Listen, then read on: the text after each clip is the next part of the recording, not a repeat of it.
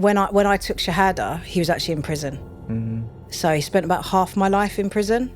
And I remember going up to see him. And my dad, I was in a abaya and he didn't really say anything, but his friend came along who was also Muslim.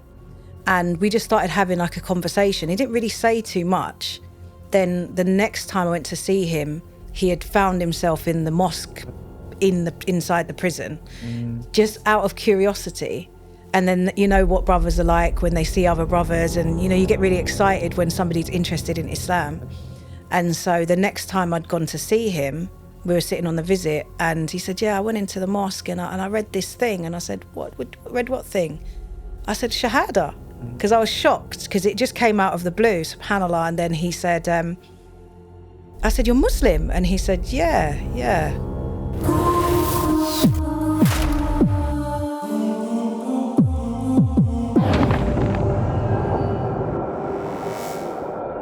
Assalamu alaikum. Wa alaikum salam wa rahmatullah. Jazakumullah khair for coming.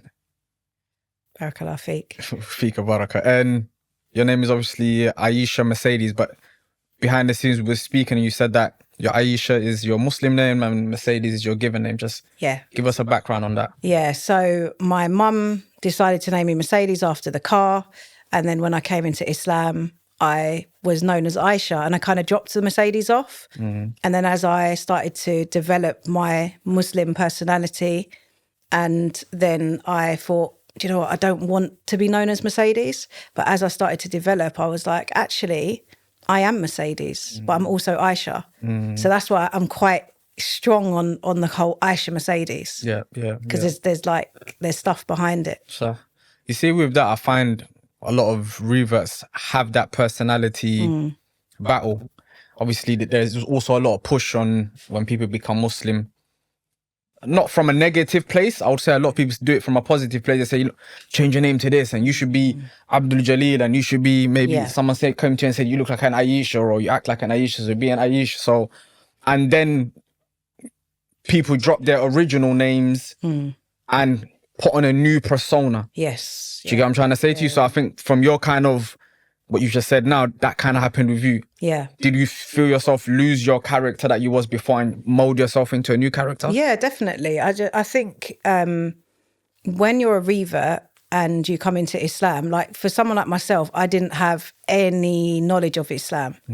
It was just a case of some of the friends that I was around at the time started telling me about Islam. And the only reason why I listened is because they were in the music business at the time. They were rappers. So I was intrigued, how are these rappers Muslims? Because I'd never really looked at kind of Islam as something that was... Rappers over here or rappers in America? Rappers in the UK. Okay. So I wouldn't have associated kind of rap music to Islam. And obviously when I've watched your podcast, the reason why I kind of asked about coming on, I've seen, you've had a lot of rappers and things like that where you wouldn't necessarily look and know that they're Muslim until they tell their story. And I think that was one of the most intriguing things for me, that these brothers that were in that industry were Muslims, and there were certain things that they would do or wouldn't do. And I started to ask questions.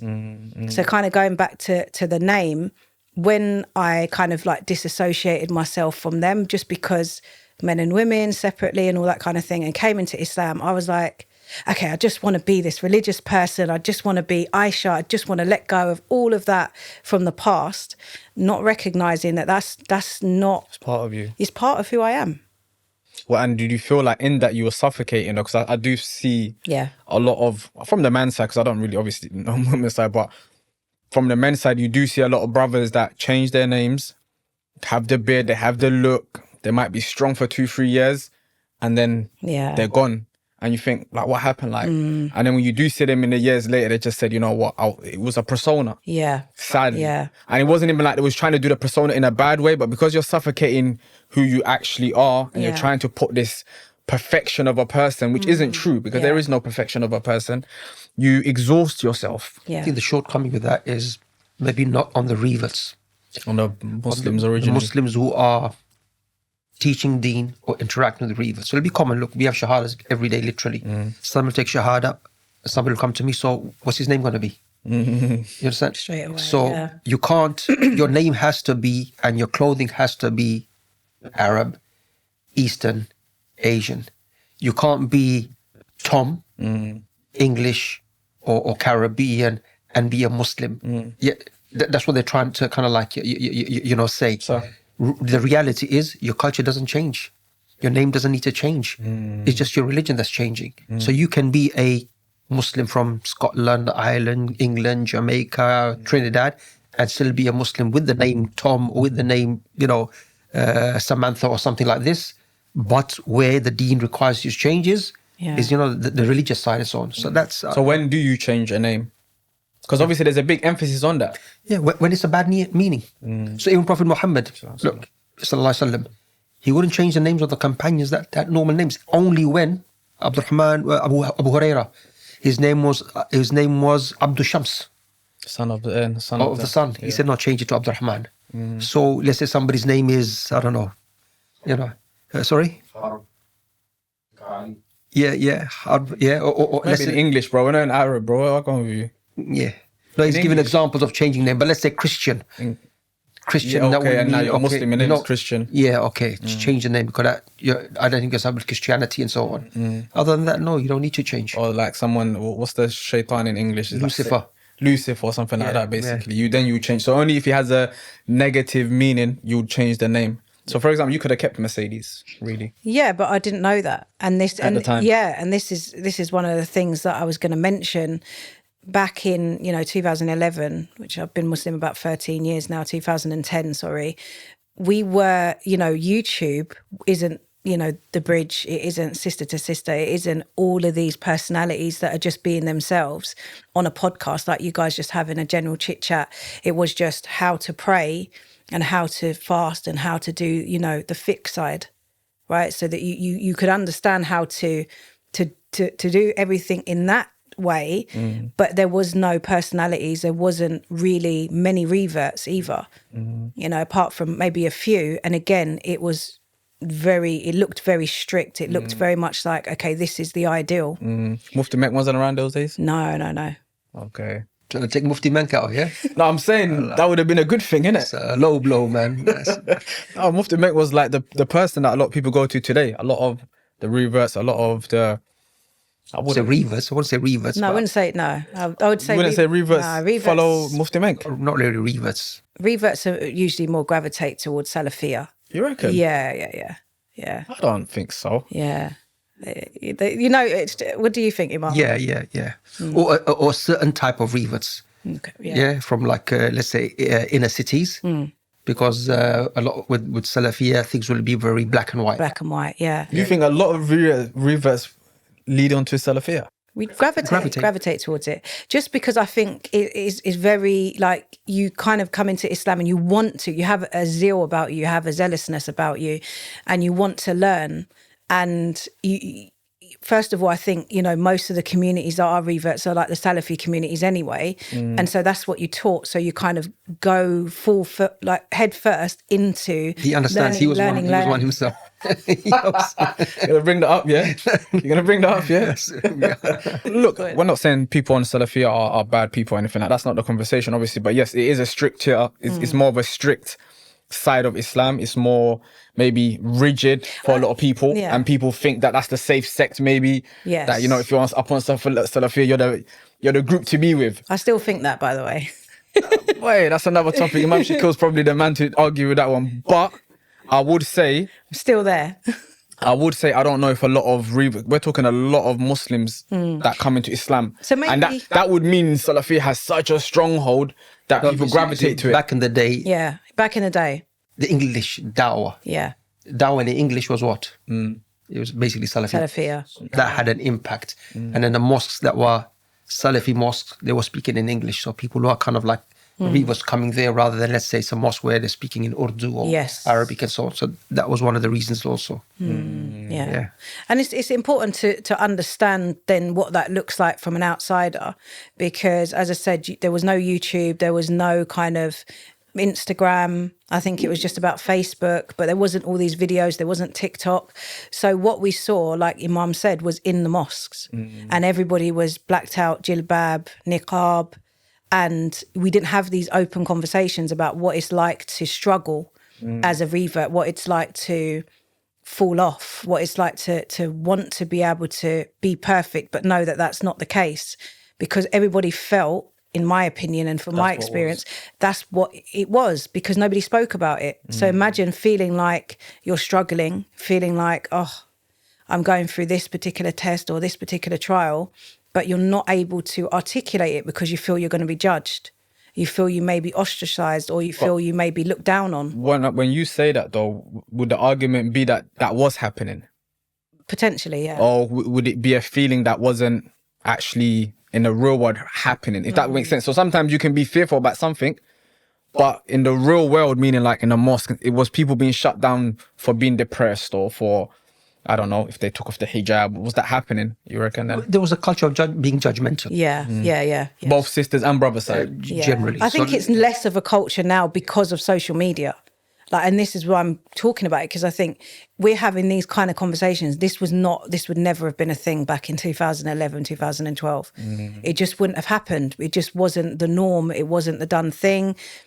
People it wouldn't have been acceptable. And that's my experience. But I think Imam works with a lot of revert brothers. What do you think? Do you think that that's the experience of brothers as well? It's changed. Yeah, and brothers would probably have the same experience. But, now you're not taking just from a mosque. You've got speakers that you can, listen to online. So people are hearing different views. So that black and white mentality is just this way or that way. That's changed now. In a positive light. Definitely. People become more understanding, more tolerant, more accepting, and so on. Yeah. Okay. So let's go back. Obviously, we've gone way deep on your older ages. So give us a little background. Where are you from? Where was you born, raised?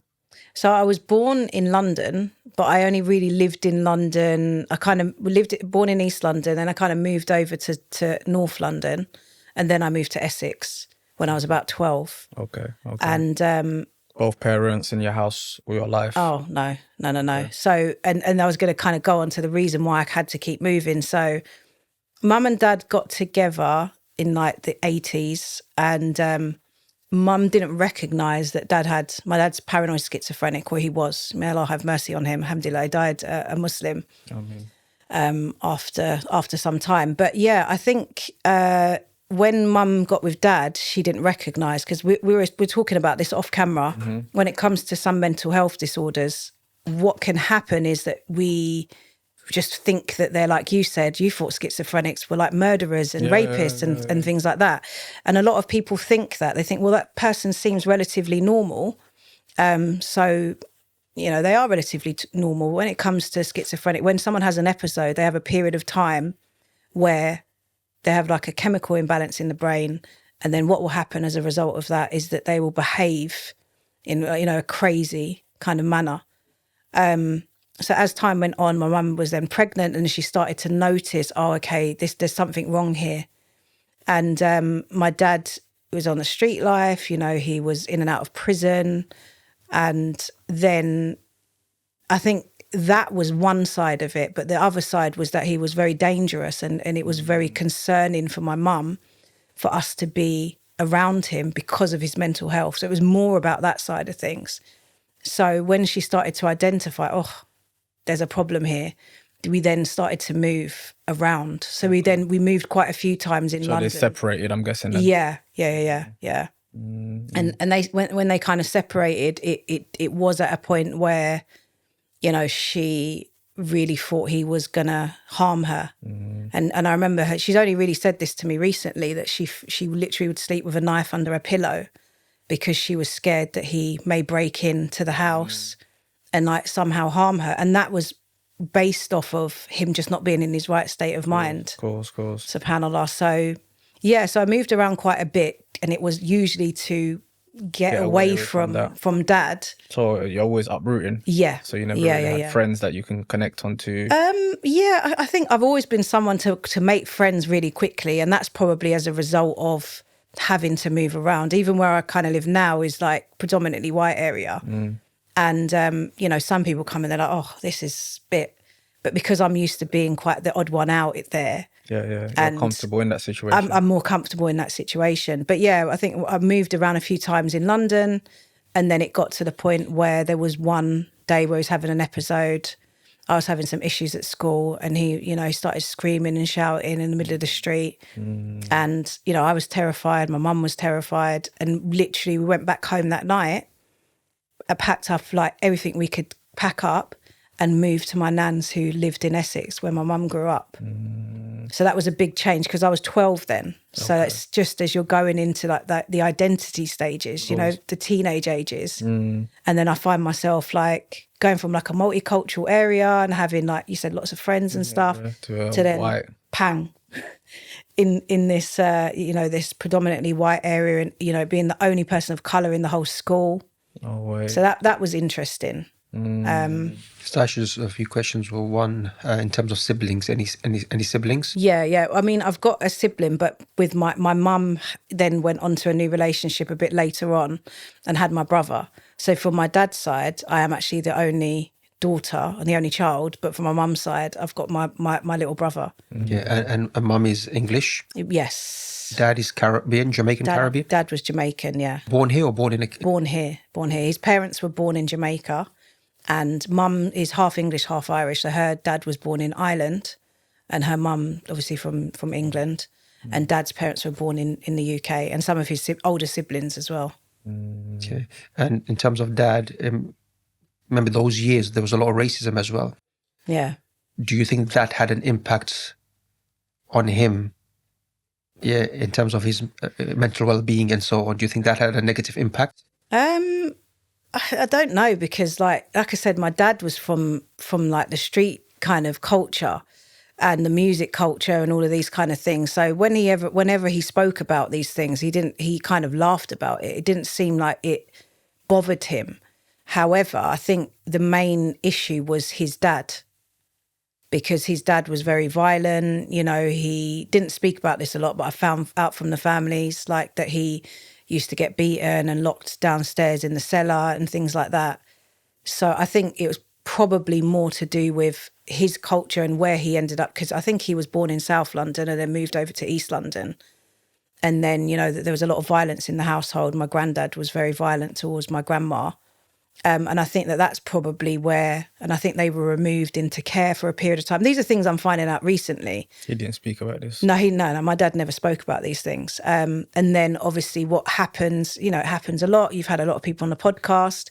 People go outside and they start looking for, you know, families. I think he was, from what he says, he was kind of manipulated by older gang members at a very young age to then start, you know, stealing women's handbags, and then it like went on to kind of like houses and you know all of that kind of thing, various different avenues of crime, and that's kind of all he knew from a young age. So I think, you know, one, that has an impact. Yeah, of course. And I think the other thing is, you know, the way we need to look into things is Islam is a rehab. Yeah. When we've come to the deen, we've got to break that cycle with the next generation to come. But also on a positive, alhamdulillah, her dad took shahada. I think it was in East London with myself. Alhamdulillah, died as a Muslim. Janazah was done. So may Allah Ta'ala have mercy on him and, you know, grant him Jannah. Who gave him da'wah? So this is a funny, well, it's not really a funny story, but this is, I mean, when I took shahada, he was actually in prison. So he spent about half my life in prison. And I remember going up to see him, and my dad, like, I was in a abaya and he didn't really say anything, but his friend came along who was also Muslim, and we just started having like a conversation. He didn't really say too much. Then the next time I went to see him, he had found himself in the mosque inside the prison, just out of curiosity.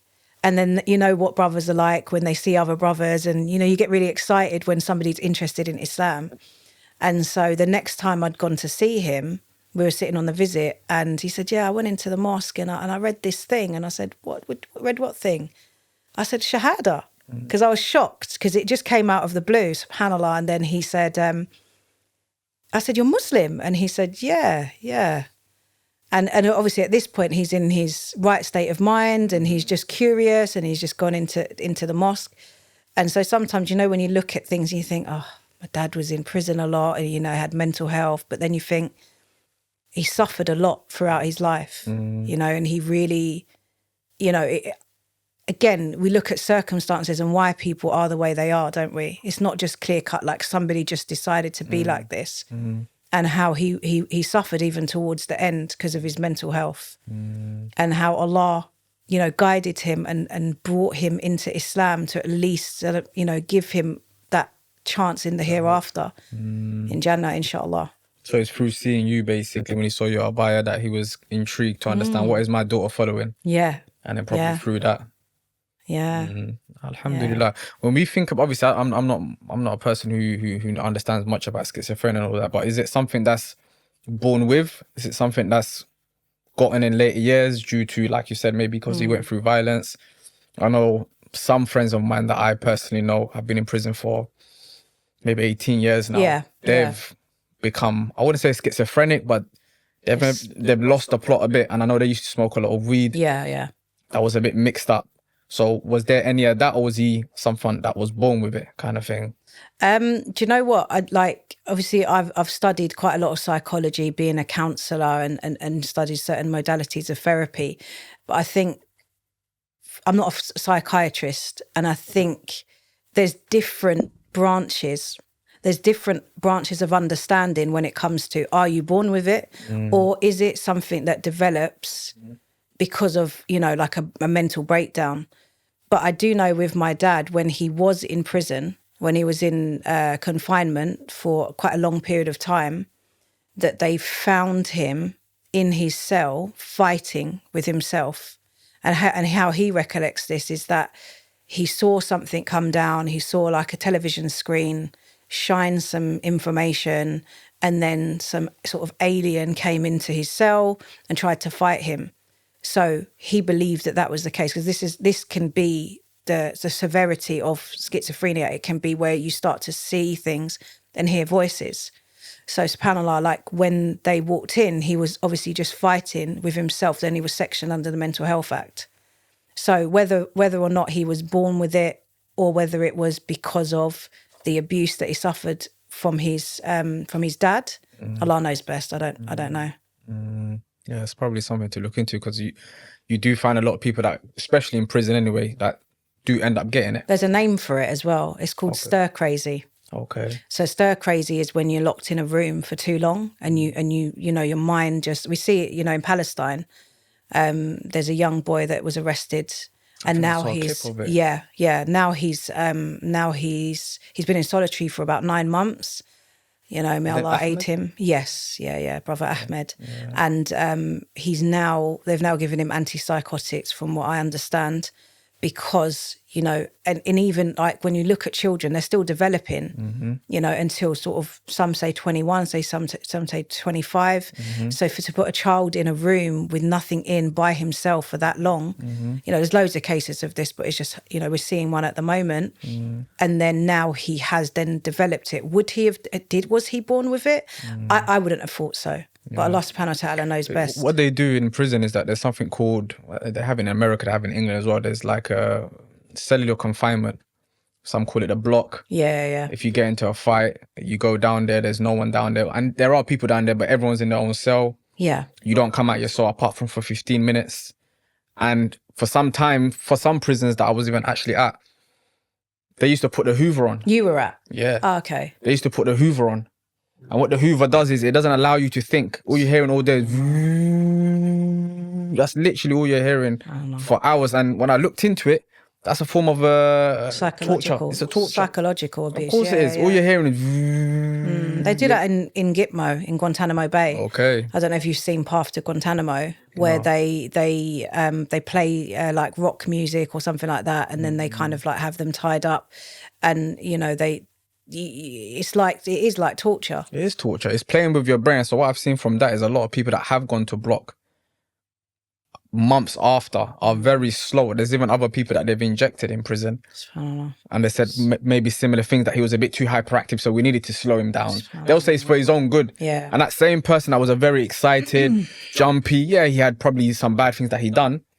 You see that same person is half of what he was. Very slow. Yeah. dopey. Yeah. Do you get what I mean? Yeah, and that's why it's difficult to kind of know, like, does somebody Born with have it, or was it something that triggers? Yeah, does somebody have that gene? Because my grandmother, my dad's mum, also was schizophrenic. But I don't know. I'm not entirely sure if she was born with it or when it developed. But again, she was beaten severely by my grandfather, and then it just got to a point where she wouldn't accept food from like my aunties and uncles, and you could hear the paranoia because she didn't trust anyone. And, you know, a lot of things happened with my dad, you know, with the police and all of these kind of things. So did it bring it on, or was it something is it generational? Yeah. Yeah.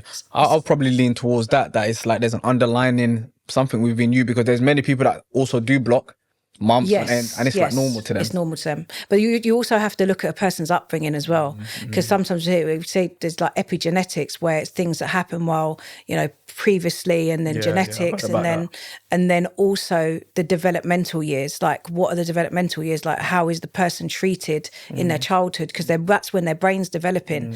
And usually they say with these mental health conditions that if it's not developing properly because the conditions are not met, then you're highly likely, or not highly likely, there's a higher chance of developing mental health disorders. You know what I'm getting from the discussion? I mean, number one, you know, your dad, may Allah mercy him, rahimahullah. But going back to that discussion of being judgmental, over judgmental, not to be, because everybody has a journey and circumstances.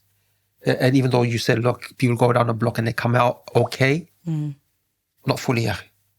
Because Allah's made humanity to kind of like mix and socialize and so on. Everybody gets impacted. So we, on the outside, got to be very, very, you know, what they call it, empathy. You know, have that empathy, sympathy in dealing with individuals. I was reading on, I don't know who I read up on, but they're basically saying that the 400 years that black people went through slavery, it's something called like post-traumatic. You know, we talk about post-traumatic disorders, whatever. For example, I might get shot or get stabbed. I'm always going to see that shooting or stabbing in my head, so I'm paranoid.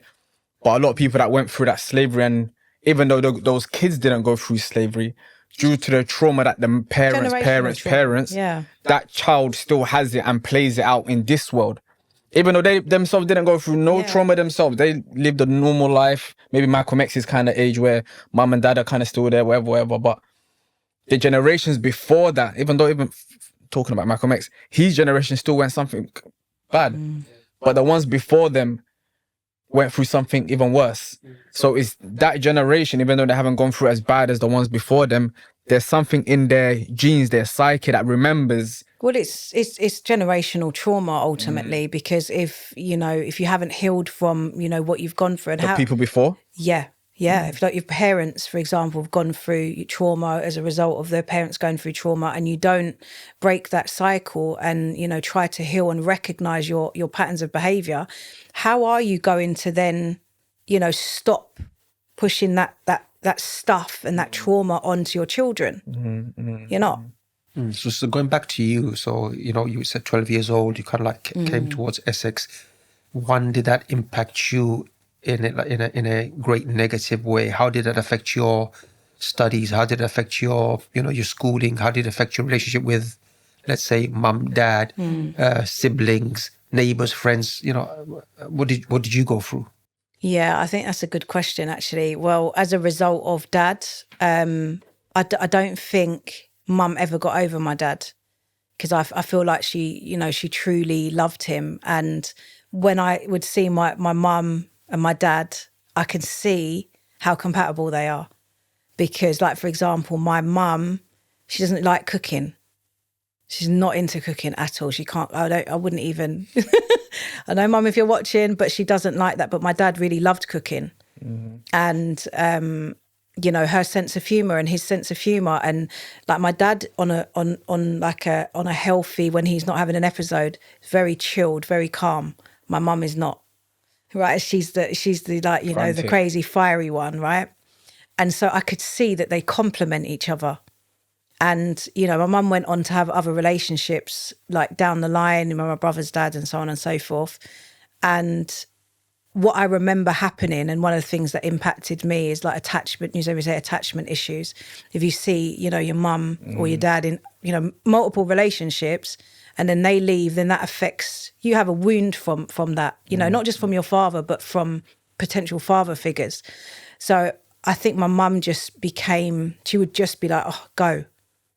Because I feel like she still really loved my dad and they still had that connection, but they just couldn't be together because of his mental health. So that I found that my mum, she was depressed for most of my childhood. And I didn't really recognise it as a child. I just know that I used to be alone quite a bit in my room, and I used to always want to go to my nan's on my mum's side. So I spent a lot of the holidays and a lot of the times where I wasn't at school, which before, when I moved to Essex, I wasn't at school for about 6 months. We lived at my nan's. So I spent a lot of the time that I could with Nan. And so, yeah, because mum, I don't think, you know, emotionally, she wasn't able to kind of fulfill my needs, just because, you know, she didn't grow up like that. Her parents, she came from a stable background. Apart from her dad dying, you know, mum and dad would just, you know, all my aunties and uncles, they're all married, they're all very stable. I would consider quite secure. And then I think my mum sort of gravitated towards that lifestyle, and then, you know, met my dad. And then I just don't think she came back from that, because when he actually died about 3 years ago, rahmatullah, she was more upset than me. You know, she really took it hard. We had to go down and see him, you know, like he had passed away because he wasn't taking his medication, which is another part of the mental health, and she was devastated. So yeah, I think going back to the question, yeah, it impacted me, because and that's I think why I reached out, because I feel like when sisters talk about, oh, you know, we've had these kind of, you know, what it leads to, what the broken homes and what these traumatic upbringings lead to, it's almost like, oh, brothers don't necessarily want to hear it. You know, they just want you to be feminine. And, you know, we spoke about this off camera. They just want you to be a certain way as a woman. And you've got to understand, if someone's not grown up seeing what it is to be a feminine woman, seeing, you know, what it is to have a stable home, by you kind of like saying, you know, be like this, you're actually putting more pressure on than actually supporting. And when it comes to brothers, we can come out and we can say as a man, yeah, I used to be in the music, I used to do drugs, I used to do this. And it's like, I've seen you guys when you do the podcast, it's like, oh yeah, you like laugh and joke about it and it's not a big deal. But when it comes to women, it's looked down on. It's looked down on. And I don't think that that's fair. And that's why I've reached out to you guys, because I felt like it. Speak for yourself. I felt like it's not, it's good, and it's like a positive way of just opening up that, it's a positive way of like opening up that conversation to allow people to see it from the other side. What do you have to say for yourself? Interesting. I mean, you touched on the emotional side, the impact of, you know, your early years, and because of mum and dad and so on. More on a tangible side. Yeah. Did it have an impact? Yeah. Are you comfortable of speaking about that? Yeah, to a certain extent. I definitely, I mean, as I said, I felt like I was alone quite a lot because mum just didn't have the capacity. So as being alone, I'm then trying to find a family, trying to find a network of people, because sometimes I'm at my nan's, but then I'm growing older, I'm getting into teenage years. You know, we kind of understand from some psychology that you're going into identity stages when you get to a teenager. So you don't really want to be with nan and mum, you know, and if you've not got a stable upbringing, what can happen is you may fall into negative relationships, or you're searching for something to fill some sort of void, which is where the emotional side comes in. For me, what ended up happening is I went onto the streets, because there were other kids that were coming from broken homes that also were on the streets. So we were like a family. But the problem with that is the streets are not a good place to be for a young woman or a young man, because what ends up happening is you then feel like you have to do things to fit in. You have to be able to fight. you know this. You have to be able to hold your own. And so you have to, not have to, but it ends up being the case that you end up getting yourself into problems. So yes, absolutely, it impacted me a great deal, because I really, looking back now, obviously I didn't recognise this at the time when I was like 15, when I did step into, you know, being around the street kids, as I would call them. I didn't recognise that I just wanted a family, and I just wanted somebody to, you know, it wasn't even about looking for a partner for me. It was about looking for a family, looking for friends, looking for people that I could, like, what's the word? That I could connect with. And, you know, it just led into year after year of just my behaviour getting worse, and, you know, getting in trouble with the law and all of that. It just spiraled sort of, you know, for a couple of years. You know, it spiraled into, you know, quite a dark place for me, to be quite honest. And yeah, and you know, I think, again, even talking about it now, I'm like, oh, I can't talk too much about it. I have to be careful what I say. I can't go into too much detail, because... Is that due to the judgment that you get from it, you feel? Yeah, I think it's due to the judgment, and then due to my honour. I think that there is, you know, a level of self-respect that you do have to have as a Muslim woman, don't get me wrong. And I do think that there are certain things that probably, you know, for work reasons, that are not appropriate to maybe go into too much detail. But I still feel that it's also important to speak on these subjects, so that people, you know, and especially because of marriages, because people may not have an understanding as why is a person not able to be in their feminine, or, you know, be a great wife, or why they're struggling with anxiety or depression and these things. And then you look back into their childhood and, you know, their teenage years, and of course it's had a major effect. So I just think that we, like Imam said earlier, we need to be a little bit more understanding and empathetic towards one another.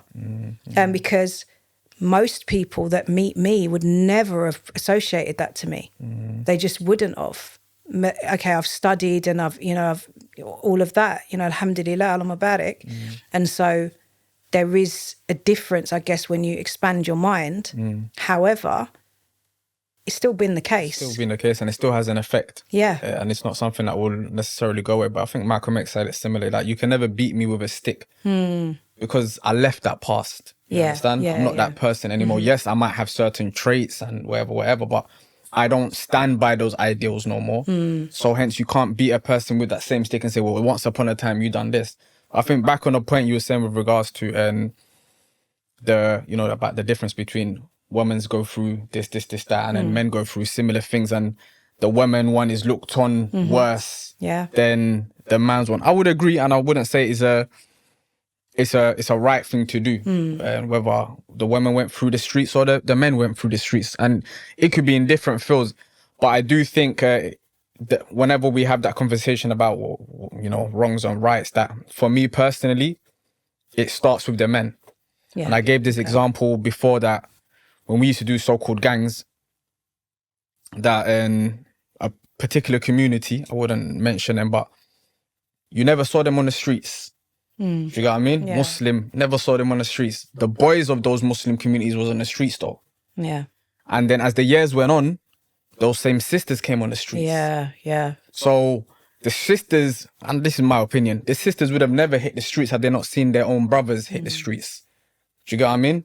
And when the sisters went on the streets, that's when the topic became, oh, you're all on the streets. But when the boys was on the streets, it was like, yeah, the boys on the streets, but boys will be kind of boys. Like, maybe they might get over it, whatever. But as soon as the sisters went on the same field, it became a massive issue. Now, for me, if I'm trying to come from a good side, I'm probably thinking, you know what? It's because they're the weaker sex. You don't want them to be hurt. You don't want them to be beaten. You don't want them to go into the drug world. Us men, yes, we're doing something bad, but we can handle ourselves. We can maybe fight back out of this situation. I think that's where it comes from. I don't think it comes from a place of women are bad by nature or they're worse. I just think it comes from a place of protection. Maybe done in a wrong way, definitely, by judging and saying you shouldn't be on it. But you're doing the same thing. You're on the streets, you're gangbanging, you're selling drugs. Now the girls are just doing whatever the boys did. And hence why Allah said the men have one darajat or one level above the women. Why? Yeah. Because they're the ones who look after them. They, they make the money or whatever. Now, if you do the negative of that, what do you think it means also for the women? That they're going to follow whatever they think the men are doing. Yeah. Do you get what I mean? Because it's normalised. Because like if I've seen my dad, there's untold amount of times I've seen him, in prison or involved in, multiple different crimes. It is normalised. Like, even though I may not have been around him all of the time, I still know about that life from him. So yeah, when it comes to brothers, I guess that can be the case as well. When it comes to the Muslim community, I don't really know about that. I don't really have any experience of that, because I'm coming from more of a non-Muslim background. No, it's the same. It's the same. Go on. Just you mentioned you reached a dark place. Yeah, so from that stage onwards and coming up to you becoming a Muslim, so there might be a few years between that place and your Shahada. How was life? Did you start after the dark place making your own changes before the Shahada itself?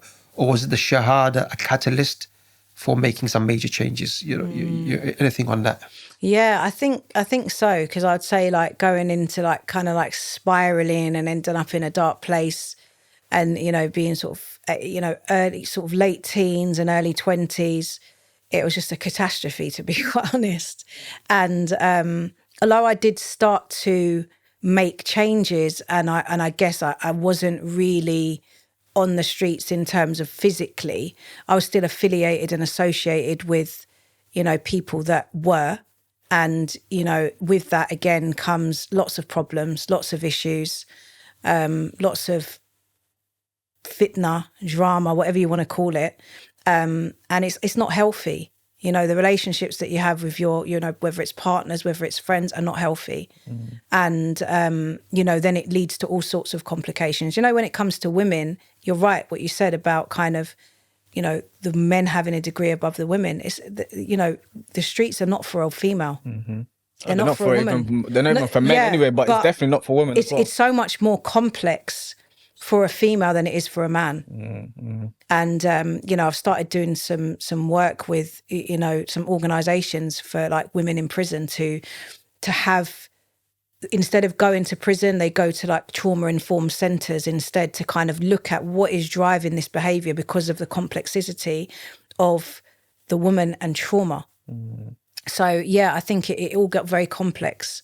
And I don't think my mental health was in the greatest of places. And I don't think I was in the greatest of places to make decisions. I think I was very emotionally immature. I didn't have really any life skills because I wasn't taught anything. And I wasn't really given any direction. And then, if you're on the streets, what are you learning? You're not learning, education. You're not learning life skills. You're not learning how to be a mother. You're learning what you're learning on a day-to-day. And then, drinking, drugs and all those kind of things come with it. So alhamdulillah, getting to your question, at 25 when I reverted, alhamdulillah, I definitely think Allah saved me. And I've said this before, and because I think when you've got such a complex background and you've gone through so much, you need something. You need that void to be filled. Because I remember I mentioned that void earlier that I didn't have from my mum and dad. Looking for it on the streets. Yeah. So now I found it, now I found, the real void, the void of Iman is now being filled. And what led you to the Shahada? What were the influences or the influencers that kind of like said, look, this is the right decision for me? Yeah. And how long did it take? Was it a few years or was it just a few months or? Yeah, subhanAllah, like I said, I think in the beginning when we were speaking about kind of the rap scene and, I started getting into music and I started rapping. And in fact, I was rapping really from a young age. That was probably my passion. So my passion was music and writing. I used to write poetry as a child, and then I started to write like garage MCs and, MCing and all of that kind of thing. Then I started going on to the rap music and writing. And I think it was a way of like, when you hear brothers, it was the same for me. It was a way of releasing that pain and escaping. and being able to, I couldn't articulate how I was feeling, but then when I wrote something down, I was able to articulate it through my lyrics. And so, yeah, when, you know, subhanAllah, look how Allah guides you. You know, Allah guides you according to the life that you're living. You know, he can find you in the darkest places, in places that you wouldn't even imagine. Whenever I say that it was rappers that gave me the dawah, people are like, you know, people are quite shocked because not everyone who's not from the streets or from, you know, London or the hood or whatever you want to classify it as knows about that. When I've done sort of interviews on other TV channels, they're shocked because they don't have any, you know, experience of these things. They don't know that obviously more now you guys are interviewing people, but nobody knew back then that people were Muslim and rapped. Well, I didn't. If you grew up in South London, you might have known. But if you grew up in Essex, you wouldn't necessarily have connected that. So I think that was the part that intrigued me, as I said earlier. Was there something you heard on this music that called to Islam, or was it that there was Muslim clear cut, or did they say something Allah, Islam, brotherhood? Yeah, exactly. They started to talk about Islam. They started to give me dawah, and I didn't know they were giving me dawah. And I didn't understand why they were talking to me about Islam, because I just saw Islam as Asian religion, and I was so ignorant, subhanAllah. I had no experience of even going into a mosque or even, because I didn't grow up in London. I grew up in a white area. So there was no experience of, I live next door to Abdul or, you know, Khadija or whoever. No, I grew up next door to Katie and Gavin. You know what I mean? So for me, it was very intriguing. I was intrigued. Like, how are these people that are, you know, artists or rappers have a religion? Because religion to me was Christianity and how that looked. So that made me I can remember one day, one of the brothers was just comparing Christianity with Islam. And it was almost like I woke up and I was like, what did you say? And it just made sense. And because it then made sense, I began to ask more questions. And as I began to ask more questions, I couldn't deny the truth. That's how it got for me. And mum and dad, were they religious Christians before? No. Mum was Catholic. Her family was Catholic. My dad's family his two older sisters are actually pastors' wives. But the rest of them, there's three more, they're not religious at all. Really nice people, really, really nice people. They're like Orthodox Christians. They don't drink and smoke, and they're quite really, really nice people. But I didn't have much contact with them growing up anyway, so I didn't really know too much about it. But yeah, my nan on my mum's side had like statues of Mary and things like that. But the mention of God from my mum or dad just wasn't there. I didn't really hear or associate anything. And the only time that I would call out to God or Allah would be like, oh, Allah, please get me out of this situation. And I think that was quite normal for a lot of us that were like, I don't think it's atheism, but didn't have like a specific religion. Agnostics, they'll call it. Yeah. Like you believe in a creator, but not a particular. But I don't think I believe though. This is the thing. I don't think I ever stopped to think that there's a God. It's like a hope. It was like more of a hope than a God.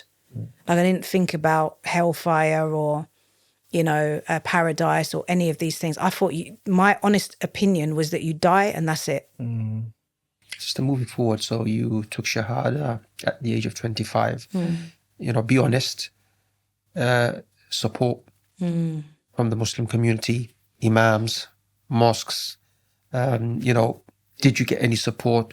Also, what were the challenges in the early years of you being a Muslim? Well, first of all, it was quite strange because on the car on the way down, I thought of something that you said when we first, we had a conversation about you becoming my wali. I think it was at the time, then Wakil. And I remember the first thing you said was, sister, you know, the divorce rate is really high. And, you know, I just want to prepare you for the fact that people are getting divorced left, right and centre. And at the time I was a bit confused, like why Imam was telling me that. I was thinking, okay, that is quite a strange and odd thing for somebody who's never been married, never, you know, had any experience with... Getting ready for divorce. You ain't married yet. But yeah, so I was a bit like, okay. But that was the first conversation I had. And that's always stuck with me. And this was like, we're talking like 12 years ago. So, Remember with negativity, so I know, that guy, negativity works. Didn't give me anything positive, man. Just give me negativity. yeah, no, but I think it was really important to discuss that because things have only got worse since then. You know, things have only, you know, some people say, oh, you know, it's not as bad as the non-Muslims. Why are we comparing ourselves to the non-Muslims? So does that mean it's good because it's not as bad as the non-Muslims? You know, I think we, and this is kind of another kind of point on from why I wanted to come on and speak about that, because a lot of people in the Muslim community, you know, it's like the Muslim community is like the black and ethnic minority, you know, it's people from more, there's not as many rich people in Islam that are practicing, that are coming to Islam now. There's a few now, the Andrew Tates and everything else, but mostly, to be honest, let's be real, it's like average Joes. And a lot of people that have gone through various different, you know, issues in childhood and whatnot. And then they come together in marriage, you know, the man and the woman, because there's a kind of understanding that they attract each other. Sure. And then, you know, a year to, you know, you got the honeymoon period, and then you got like reality kicks in. It's like, oh, whoa, what's happening here? And then we don't have the ability or the life skills to then work through that, because we're just like, oh, no, he's not for me, she's not for me. Let me just go away. So yeah, it is important to understand where a person's coming from and maybe dig a little bit deeper before jumping into that situation, because it may seem like, and I'm going slightly off subject here, but it may seem like everything's perfect in the beginning, but that is it's gonna chip away and it's gonna wear off. And that's our main issue. What do you find from, obviously we can talk about the brother side, what do you find from the sister side that is a regular complaint that can be, maybe we can understand and maybe we can solve? Because obviously the whole point of the bridge is in the name, that we're trying to bridge that whole, whether it's the music, Muslims or the gangsters or whatever, we want to have some form of solutions. And we do have a lot of conversation behind this, is that the divorce rates is crazy. And I think we had it with sister last time we were speaking about that. Both the man and the woman don't take accountability for what they're doing first. There's no self-reflection to say, you know what, as a woman, I'm doing this, that wrong. And hence why he's probably doing this, that wrong. Or for the man to say, you know what, I'm doing this, that and wrong. And that's why she's probably acting like this, that. So from your experience and from the women that you chat to, what are the common themes said about women of why they're in a divorce? Is it about them? Is it about the man? That's a difficult question. Imam, you can probably, it's because there's so many different reasons, but is there a recurring theme? It might be, oh, you know, we just don't get along. I think Islam is not there. We had me and Amina had an interview with Imam Shadid Mohammed from America. So we had him on our podcast and we were talking to him, and he was like, the number one cause for the breakdown of the marriage is resentment. So I personally feel that it's problems that have niggled away without being communicated, and then these problems have then developed into resentment, and then it's very hard to get back from that. But I also feel like from the women, I mean, there's a lot of abuse from men. There's a lot of physical, mental abuse from men that I've heard about through, not just through my clients, but just in the community in general. Yeah. When we say these abuses, again, because of, is it that they're saying that hands-on? Is it intellectual abuse? You know, sometimes you can be intellectual. Like, I'm practicing, you're not, look at you, you're this, you're that, you're that. And trying to put the person down. Is it that? Yeah, there's that. There's, you know, there's the physical abuse. I've heard a lot of physical abuse, you know, in the 13 years of being Muslim. Again, I'm sure Imam's probably heard many, many different reasons why people get divorced. But ultimately, my belief is that it's unresolved trauma or before the marriage. Yeah. Most of the time, when you go and then look into, what's happened with this one or that one, you know, whether it's the female or the male or the brother or the sister, most of the time, you know, it's unresolved trauma that they then, you know, mask off to go into the marriage, haven't dealt with it. and then don't want to deal with it. Don't want to then go to couples counselling or sit down with a counsellor and kind of like rectify your heart and mind. And of course, when for me, my foundation is always Islam and turning back to Allah first. But that doesn't, a lot of people think that, oh no, we can just turn back to Allah and we don't have to do any other work apart from that. And sometimes when you look at, complex backgrounds, there's a need to do some work. It may not always be therapy, but at least try to become a bit more self-aware, understand yourself, grow and develop. And, like you said, take accountability instead of blaming him or blaming her. I think that would be, when you say go back to Allah, go back to Deen, that would be part of Sunnah. The Prophet wouldn't give people time. In a way, he is giving them therapy. He's giving them, kind of like ways of emotionally reflecting on themselves. Hasibu anfusakum, assess yourselves. All of that is like from the prophetic teaching, sallallahu alaihi wasallam. So when you say go back to Deen, that shouldn't be, well, that the Deen are separate from let me pray, but let me not go to anything else. But I think one is going back, sister. It's like, the early days, take a shahada, get married. Yeah. That was the time. That was that. Yeah. Oh, you took shahada. Oh, I know, brother. I know, sister. But you just took shahada last week. You need to get married. It's a fitna, get married. Yeah. So sometimes they haven't addressed the issues of trauma from before.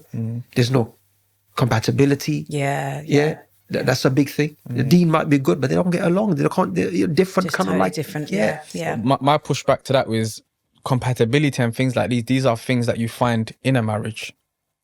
The Prophet ﷺ said you don't know anyone until you live with them, you travel with them, you done business with them, and only through marriage, once you've slept in the same house. I was going to say it's Umar ibn Khattab. Exactly. So he's got a habit of to be fair, everyone does that with that one. No. Everyone thinks that one's the Prophet ﷺ, but it's actually Umar. Story still makes sense. What I'm saying to you, that's what you need to get the gist of. But look, what does that mean? No. Yeah. Before you do business with someone, make sure you know him. Yeah. Before you recommend someone, make sure you know him. Yeah. And it doesn't have to be a negative thing. Like, you get to know a person, you realize that it doesn't work. There might be there might be a culture clash. There might be, there might be too much unresolved trauma on either side that's just going to emphasize the issues and is just going to magnify the problems. And we just go our separate ways. But what people do is they often, like Imam was saying, believe that the Deen can somehow just cancel out every single problem. And most reverts believe that, alhamdulillah, the Deen, because obviously we're told if you want to be successful, marry for the Deen. But that doesn't mean to say you disregard, personality, character, attraction. You don't just disregard it. You don't close your eyes and just go into it kind of thing. There's a hadith that actually says, marry those you are compatible with. Ankihu al-kiffa, which means, look, those who are you're kind of like, compatible with. So that's also part of Deen. Yeah, you can be on good Deen, but let's say you don't get along with someone, it's going to be unhappy. Yeah. So my point is, how would you know that until you're in a marriage? Okay, in our context now, I would say, look, you need to talk to a person for a very, very long time until you're comfortable. This is the right person for me. Yeah. It can't be in 2 months. That's it. We've spoken 2 times, 3 times. Somebody said that. Oh, the sunnah is 3 times and you got married. Okay, where'd you get this from? It's one of your hadith, yeah? Carry on, Imam. All right, we'll talk after. Carry on. No, but I didn't know that. You didn't know you couldn't speak for 3 times and get married? You thought not that. Oh. Of course. No. There's a rule, like 3 times you speak and that's it. No more speaking. Because that's what we were told. No, but about also the longevity, the longevity of how long you would have to speak, though. This is the greatest decision of your life, of your life that's going to impact not just yourselves, but the kids that are going to come in that relationship. That can't be a hasty. It can't be a hasty decision. So, I know it's not. I know it's my interview, but I'm really curious about why it was presented like that back then. I don't know about now, but that, married, one of the things that you shouldn't delay is burying the dead and getting married and all of these kind of things. And I've had to say to people a few times, sis, you have to understand, what does delay mean? Like, what is delay? Is it 6 months? Is it 1 year? You know, if you're delaying in order to go to uni, that might be 3 years. But if you're delaying for 1 year to get to know in a halal way, is that actually delaying? Well, you mentioned in a halal way. So it might be you're meeting at family houses, you're meeting at public places, you're not on your own, you're not touching, you're not kind of like flirting. So it's in a halal way. And like you mentioned, delay in a context, you've realized after 8-9 months, we actually do get along, we have chemistry, we see eye to eye on deen matters. Yeah. Now, after that, let's wait another 3 years. No, why? Now you're delaying it. Yeah. You know, so that context is important. But I think back in the day, sister, what it was, one was there was ignorance. Okay. Secondly, with good intentions, it was, look, fitna. Yeah. Yeah, fitna. You know, you don't want to be in a fitna. You don't want to fall into, you know, like sin. So a solution is get married. Not knowing, getting married. If it doesn't work out, the fitna is going to be greater with kids and, you know, divorces and kids from here, there, and so on. Yeah. Okay, so moving forward, obviously you've become Muslim. What's happening after that now? What when I first became Muslim? You became Muslim. Yeah, so I was kind of because you didn't say exactly what happened for you to become Muslim. Like I didn't get it. Okay. So I know you heard. Was it the lyrics, or did you actually read the Quran and then? Yeah. So I was like looking into Islam. So I was just trying to like get information, which was quite difficult because it was mainly Google.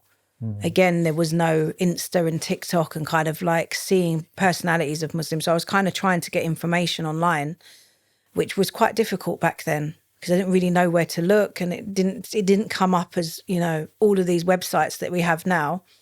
And then I was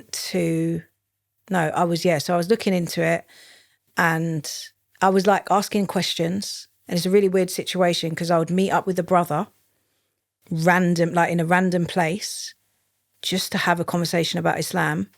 He would go and I would go. Like, it was really, and that's what made me think, what is going on here? Because it was very odd, like in terms of how we would normally, like, because obviously I noticed he didn't drink and didn't, you know, go out raving and these things. And I was on the party scene. So to me, this was kind of just normal. But we'd like meet up, have a discussion about Islam, then we both just go our separate ways. And I wanted to find out more, which is what my driving force was. And he had obviously, his intention was to give me dawah, which I didn't know. And, you know, mashallah alam about it, the brother had actually given shahada to about, I think probably between 10 and 20 people. You know, may Allah bless him. So, yeah, I think it was going relatively well with looking into it. Then all of a sudden, I wasn't in contact with my dad because, again, it was up and down. I'd lived with him for a period of time, and he was very verbally abusive for like many years, and it was very up and down. And then like one day it was just like, get out. So I had to pack up my stuff and leave, and then I stopped speaking to him. Then at that point, a few months after that, I got a phone call and someone said, you need to go down to your dad's flat. I think I was in Essex. And I was like, why? And they wouldn't say why. So my automatic assumption was that, he's probably been raided again because he you know, the police raided him on a number of times. So I was kind of felt just inconvenienced, to be honest, at that point, that I had to wasn't driving, I was only young, had to get all the way down to East London in order to probably clear up some mess or something like that, like I normally did. And when I got down, there was police tape all outside. And I tried to go in, and they was like, no, you can't go in. I was like, it's my dad. And they took me to one side, and they said he's been stabbed. So when you hear that, I thought he was dead. Alhamdulillah, he wasn't dead. So then they told me, okay, he's been stabbed and we've taken him to hospital. So I then made my way to the hospital, and what had happened is somebody had come in and posed as somebody else. Like they'd said, not somebody else, but they'd said, oh, we're here through rare. And then they said, when they got into the flat, they said, they pulled out a knife and was like, okay, give me, you know, whatever money and whatever you've got. And then my dad, being a bit mentally unstable, was like, what do you mean? And then started to fight them. So as he started to fight them, they kept stabbing him because he was obviously just reacting, you know, not like, you know, a normal person would be like, okay, here you go. He started to fight them. They kept stabbing him to try and like pacify him. And one of them hit inside his heart. I think it just got to a point where he was like bleeding out of his arm. It was coming out. And then he said, oh, get a towel for me. Sounds a bit comical, but he's like, oh, I need a towel. Then they went and got a towel, and then they ended up running out. And I actually think he smashed the window, and then they ended up running out with nothing. So one of the wounds hit his heart. So when I went to see him, he was awake. He seemed relatively okay. He'd been stabbed about 8 times, but he when the doctor changed over at midnight, they said, has anyone checked his heart? And then they said, no, because he seems okay. And they were like, but he's been stabbed in the heart. How come we've not checked his heart? And actually what had happened is his heart was punctured. Internal bleeding. So he would have internally bled to death if that doctor didn't come on and say, like, have you checked his heart? So they had to. Then the next day when I saw him, he did look really ill because he'd obviously just gone through surgery. You know, alhamdulillah, it all happened for a reason, because when I went home that night, I was in a terrible state. Because remember, I wasn't speaking to my dad at that time. I just needed a break from the behaviour, and, you know, he'd kicked me out and been really abusive towards me, like verbally. And I was like, in my head, I was like, what if he'd have died and I wouldn't have even been in contact with him? And I had a Quran. Somebody had given me a Quran, like an older uncle that had a shop. When I told him I was looking into Islam, he'd just given me this old Quran, and I hadn't really looked at it because as I opened it, I couldn't really make sense of it. But that night, I needed something to give me some comfort. And he had said, you know, turn to Allah, and if Allah says be, it will be. So then I tried to read the Quran, wasn't making sense. Just put my hands up somewhere and was just like, oh, Allah, take the pain away. And then I felt like a warmth go into my legs and all the way up to my body. I felt like my heart had lifted. And I was crying hysterically, and then I just stopped crying. And yeah, I think at that point I had become a believer, but I hadn't said it on the tongue, but I think I was like, where did that feeling come from? Like a soothing. Yeah, it was like a warmth, and then it just went, and then I just immediately stopped crying. From there, sister, I mean, it's a major turn from dark place, shahada. You studied counselling, become a counsellor. You're doing a project. You're advising sisters, podcast. Yeah, you're going to, you know, prisons, advising women. Speak about your journey after that. Your studies, and you know, what you become now. Yeah, so I think I obviously a few days later I took my shahada, went to a mosque in East London with the same brother. He took me to get a hijab, and then he took me back, and then he facilitated my shahada, which was quite funny because, again, I didn't know anything about Islam. Walked into a mosque and I was like, where's the chairs? And didn't know men and women prayed separately. Alhamdulillah, I was from that moment, I was ready to be Muslim. And I had a kind of belief in my mind that I would take my time, I'd stop raving slowly, I'd stop partying and drinking and everything. And as soon as I took my shahada, I was like, no, I'm going to just go full force into this. Cold turkey. Yeah, I felt like the iman that new Muslims have is often, not all new Muslims, but you often get this rush of energy towards learning, and you know, it's like you're racing, and then obviously comes the dip. So you're up there, and then all of a sudden, and I can honestly say that I did not believe that I would get a dip in iman. When you had the iman. Yeah. I was like, this is, I was praying and crying every time, and I just felt so good, and everything was easy to give up, and, you know, to do everything as much as possible. I was covered, but not covered fully and things like that. I was praying all of my prayers and everything. And I just didn't believe that there would be that dip. And the brother had said, you're not always going to cry during prayer. And I was like, not always going to cry during prayer. this was normal. This was every prayer. And then when I got the dip, you know, it was a bit difficult. And then, you know, I kind of fell off and it was kind of up and down for a while. And then I got to a point where I was like, what am I going to do with my life? Because at this point, I'm in different workplaces doing different jobs, but I'm not doing anything really meaningful. And then I prayed istikhara. And I didn't pray istikhara where I'd made a decision. I prayed istikhara for guidance for Allah to show me which direction I should go into. And then Muslim bereavement support came up and I started volunteering with them. They help Muslim women that have lost babies and then lost. So they trained me up for that. And then I started doing counselling. And then there was like a long gap because I didn't remember. I think I contacted you about the degree and I decided against it because of the riba. And I know you said need for necessity. And I just didn't feel like in my heart it was right for me to go on to a degree. So when I was able to get into a better position in my job and then pay for the diploma, then I, you know, alhamdulillah, got there. But yeah, just before that, I started to be asked to do like work, to like do focus groups and then do work with like, not necessarily women in prison. Like I've been asked recently to go into prisons, just been vetted. It took me like years to get vetted and to go into women's prisons and like support them, which I haven't even started yet. But even before that, I was doing like focus groups and things and just facilitating spaces and going to like talk about, you know, the complexity of like the woman that has gone through trauma and why prison may not be good for everyone and things like that. And then, yeah, qualified as a counsellor, alhamdulillah. And then, you know, started specialising more in trauma, doing additional courses on top of that.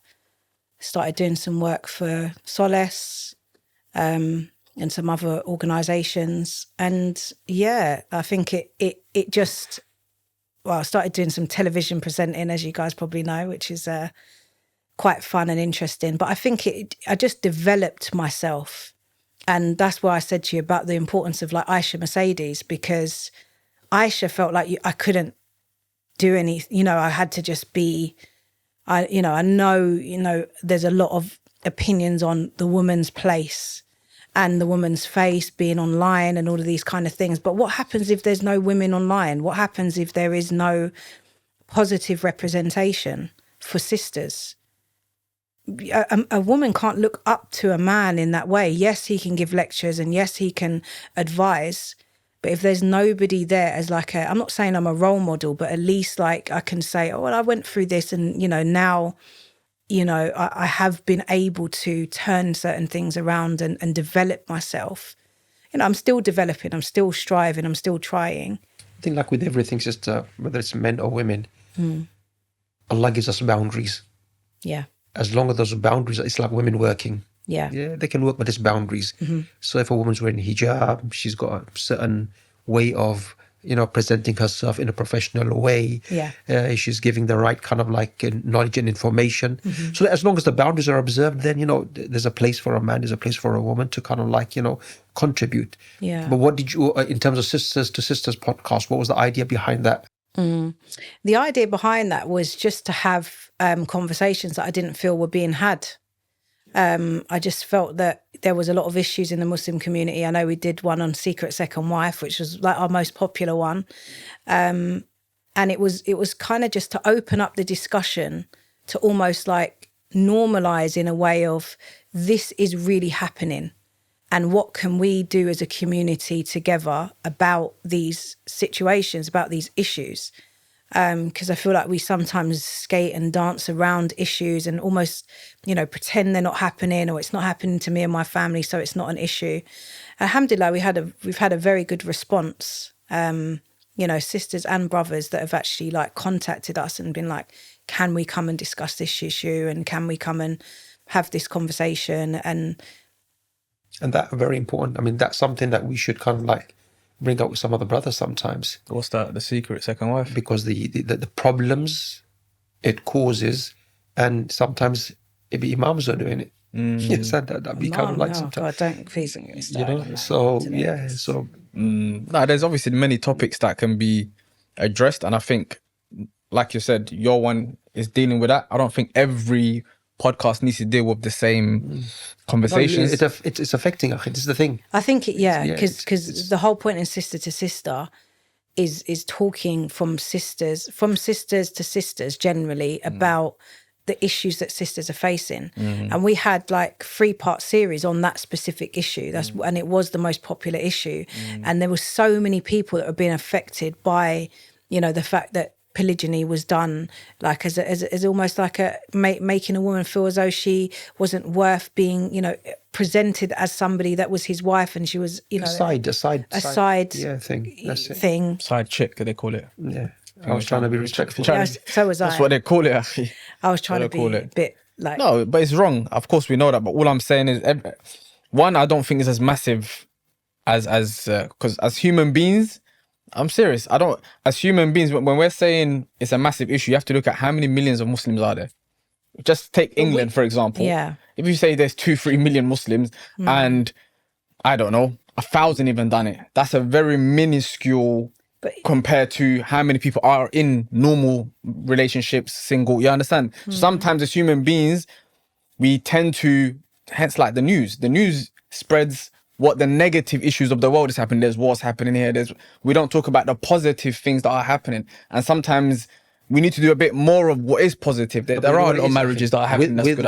We're talking about polygamy, polygyny. Yeah. In terms of the vast majority of polygyny is secret. The vast majority of polygyny. Very few brothers are doing it the right way. Yeah, that's a topic. So that's the angle I'm saying it's a topic, but I don't think it's as massive of a topic as we give it, though. That's my personal thing. It's not as massive. The time and the air that we give it is not what its due respect should be, because there are many more topics like the abuse that's happening, which is probably vast more than polygyny. But I think polygyny is just one of these kind of conversations we can have. We know it's a bit saucy, so everyone has to have it and have that conversation, rather than is it an actual thing that's happening as a vast number. I wouldn't think it's a vast number personally. But I think, like, I don't know the statistics on secret second wives, but what I noticed is it wasn't being spoken about. Probably. And that's why we decided to open up the conversation. And I was actually surprised how many people had it or were on the receiving end of, you know, females that came forward to us and discussed being a secret wife and why they ended up in that. And we tried to illustrate it by we blurred everyone out because some people were quite well known, like showing what damage it's done to them, you know, from the brother's side to the sister's side. Was it just sisters, or was the brothers on it as well? There was a brother on it as well. One brother. There was a brother that was speaking about being a person that had married a woman in secret, and then he lost both of his wives. Okay. And then there were Gabrielle Romani and Toxic, that were speaking about you know, polygyny in general and secret second wives and what are the alternatives and all of that. So it was quite a good discussion and quite a good like way of opening up and trying to create solutions rather than just brushing it under the carpet. And we didn't just have those conversations. We spoke a lot about mental health and, you know, issues for sisters that sisters face, like generally, and then, you know, issues with brothers, with sisters.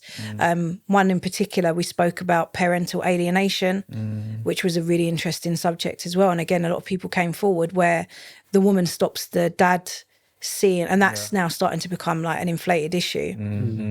So yeah, I just think it was generally about opening up these like types of difficult conversations in the community. And how are sisters resonating with that? Yeah, I feel like sisters have resonated really well with it because there are a lot of podcasts and a lot of conversations happening.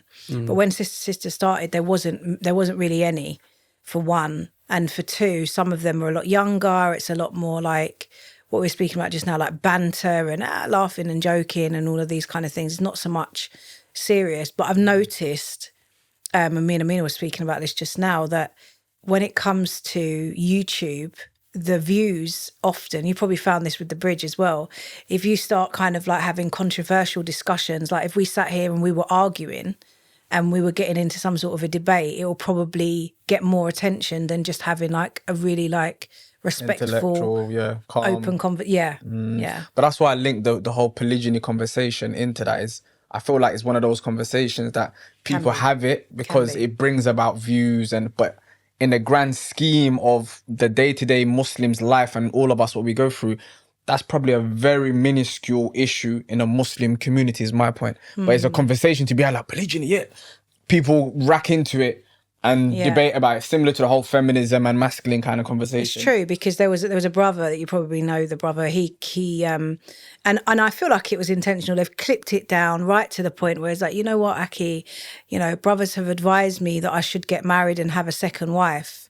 And it's been clipped. That just what he said has been gone, you know, to multiple different people. It's gone viral, and, you know, there's hundreds of comments on there.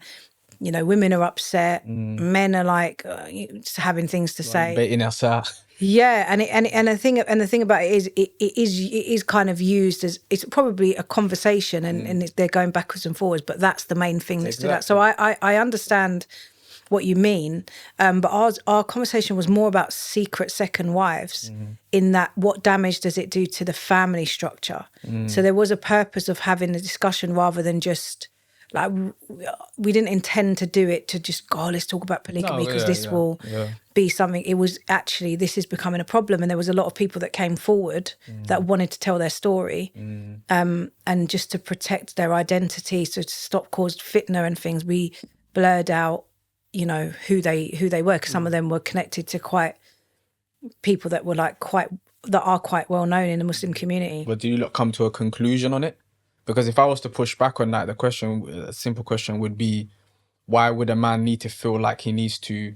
Yeah, we did get into that. Yeah, okay. And that was the when we spoke to, you know, brother Gabriel Romani, when we spoke to him, you know, and he's very forthcoming and, you know, get straight to the point, and he was kind of like, but the issue of polygyny is not going away. So, you know, men are going to do it because Allah's created a man like that. And we, you know, we may be able to understand that, you know, as women. A lot of women do struggle with the idea and, you know, do make it difficult for men.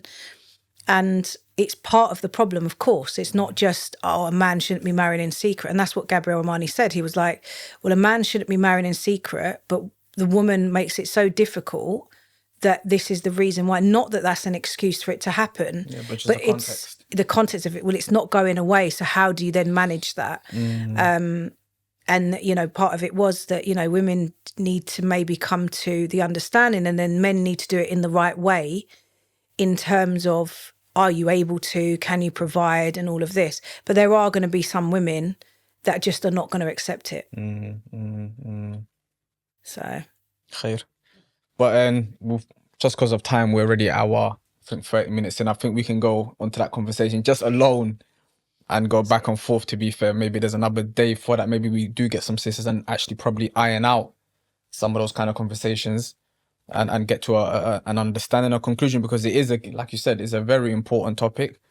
And it does damage a lot of homes, and you need to look at what are the symptoms, what are the causes of these situations. Yeah. But moving forward, obviously, you say, alhamdulillah, you do counselling, you do all of this, and you've, from obviously the background you've come from, I'm guessing that was a struggle in itself to change your life like that. You know, it's not easy. What would you say then, as a, you know, conclusion to the conversation, that you can give back to others that allowed you to do all of these things? What advice do you have that maybe someone in a younger age or even the same age can take from? Yeah. I think I said it earlier. I think we all have to work on ourselves, and, you know, Allah says, take yourself to account before you're brought to account. And I think that goes into general everyday, you know, life and experience as well. If you're going to want to, you know, get married or, you know, live your life in the most healthy way, there's lots of things, you know, especially if you've gone through some of the things that I may have gone through, and you didn't necessarily have, you know, strong supportive family, you may need to get therapy. You may need to do some self-development. You may need to have couples counselling and things like that. There are, you know, and these things are, as Imam said, they are part of being a Muslim. You're developing yourself, you're growing. You know, yes, study Islam, yes, understand your Lord and who you're worshipping, but also, you know, the trauma and things like that, it doesn't just go away because you become Muslim. And I believed that. I believed, you know, that oh, I'm Muslim, alhamdulillah, my iman was high. But then when it dips, and the Prophet ﷺ says iman goes up and down, it fluctuates. So we when we're in a good state, maybe it isn't as much of a problem. Maybe we have more tolerance and patience. But then, when it dips, or when we are really tested, whether it be, with our health, with our wealth, with our, within our relationships, then we may find that our coping strategies are not The right ones. Because, there's, when it comes to the Muslim community, you brothers probably know my tazkiyah. Look at the addiction that's in the Muslim community. A couple of years ago, we would have denied all of that. There's no addiction in the Muslim community. There's no issue. The issue of trauma. When I went into therapy myself, I was like, I didn't go through trauma. I didn't even recognize that as having, gone through, a traumatic upbringing. You may look and think, well, that sounds quite traumatic, but for me personally, it was all I knew. Yeah. So I think we are getting to a better place in the Muslim community where we are starting to understand where we need to help ourselves. But I just think conversations like this that we have, that we are respectful and that we are looking at, not just the present, but the past, and opening our minds and being able to have that, as I said earlier, the empathy and the understanding. And as Imam said, not being judgmental. There's Muslims that commit suicide because they feel like they cannot be open because they're going to be judged. There's Muslims that, are taking drugs and alcohol and that are hiding it because they haven't dealt with their unresolved trauma. Yeah. I definitely do believe in the whole, especially in the internet world, that Muslims are like their worst own enemies. Do you know what I mean? Like publicly as well. It's not even like secretly. And even lately I've seen one on Insta, a brother calling out another brother in a time of Gaza, and what's happened is like there's things that can be done behind the scenes, like just like brothers and sisters and cousins. You don't just go on the news and say, yeah, I just spoke to my cousin today and I told it, like you don't do that. But with so-called Muslims that are meant to be our brothers or sisters, we're quick to go on a page and say, this is what's happening, and I disagree with this person, I disagree with that person. You don't put out your dirty stuff, you understand? You don't just tell the world what's happening. That's a secret thing between you and your family. And I think you find that in the Muslim community, we tend to jump, and someone might just become Muslim, but you're quick to say you haven't put on a hijab, or bro, you change. Like we spoke about in the beginning, really, it's a full circle. In the beginning, we spoke about all these issues. And so I do find that the Muslim community, probably, we have the worst when it comes to judgments. I don't see that much from the Christian community. I don't see that much from even the Jewish community. But with the Muslims, we're the quickest to jump and to put ourselves down. So at least I was just backing up your point that that is one of our biggest problems. I think there's this need to be seen to be perfect.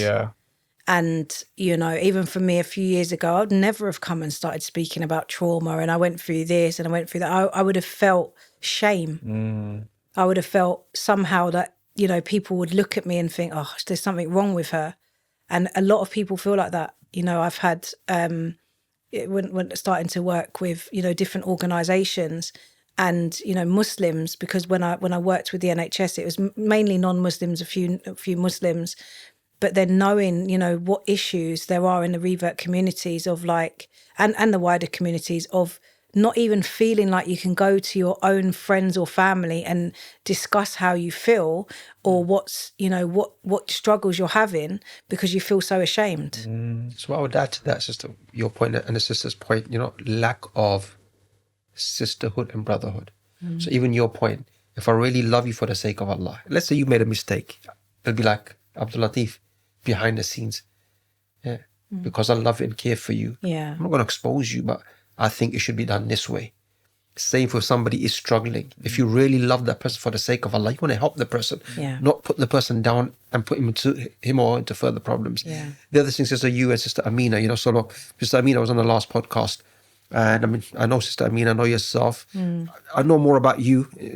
But Sister Amina, I didn't know her history in terms of her upbringing, which she speaks about on her podcast. But, with yourselves, credit to yourselves. It could have been very easy to say, look, you know what? This is too much. Let me just call it a day.